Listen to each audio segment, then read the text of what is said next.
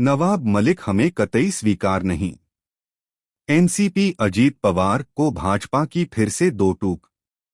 महाराष्ट्र के मंत्री और भारतीय जनता पार्टी के नेता आशीष शेलार ने गुरुवार को कहा कि उनकी पार्टी आने वाले मनपा चुनाव में नवाब मलिक के नेतृत्व में राष्ट्रवादी कांग्रेस पार्टी के साथ कोई गठबंधन नहीं करेगी और धनशोधन मामले के आरोपी पूर्व मंत्री का समर्थन भी नहीं करेगी। शेलार ने संवाददाताओं से बातचीत में यह कहा कि हम नवाब मलिक का समर्थन नहीं कर सकते हैं और हमारा यही रुख पिछले साल विधानसभा चुनावों में भी था। हम अब भी इस पर अटल हैं और भविष्य में भी हमारा रुख यही रहेगा।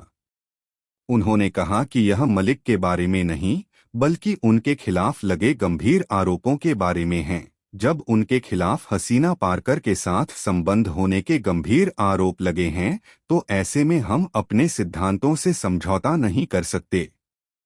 यहाँ की एक अदालत ने हाल में दाऊद इब्राहिम के गिरोह की गतिविधि से जुड़े धन शोधन से संबंधित मामले में मलिक के खिलाफ आरोप तय किए हैं।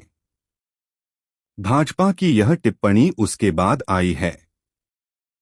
राकांपा के एक नेता ने संपर्क करने पर भाजपा की इस आलोचना को अधिक तवज्जो नहीं हुए कहा कि मलिक को 2 महीने पहले ही मुंबई के लिए चुनाव समिति का प्रमुख बनाया गया था और पार्टी चुनाव लड़ने की तैयारी कर रही है।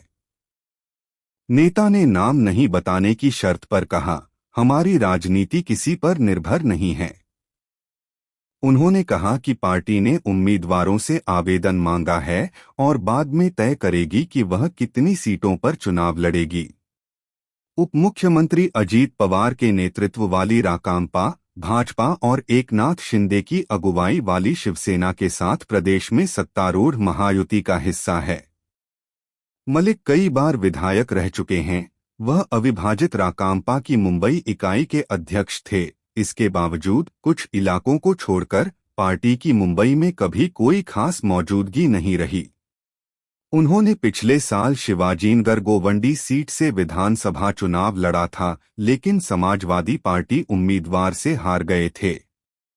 जांच एजेंसियों के मुताबिक मलिक ने दाऊद गिरोह की सदस्य हसीना पारकर, सलीम पटेल और सरदार खान के साथ जोड़ तोड़कर कुर्ला उपनगर के गोवावाला में हड़पी गई संपत्ति में हिस्सा लिया था। ईडी ने इस मामले में मलिक को फरवरी 2022 में गिरफ्तार किया था। वह अभी शीर्ष अदालत से चिकित्सा आधार पर मिली जमानत पर बाहर हैं।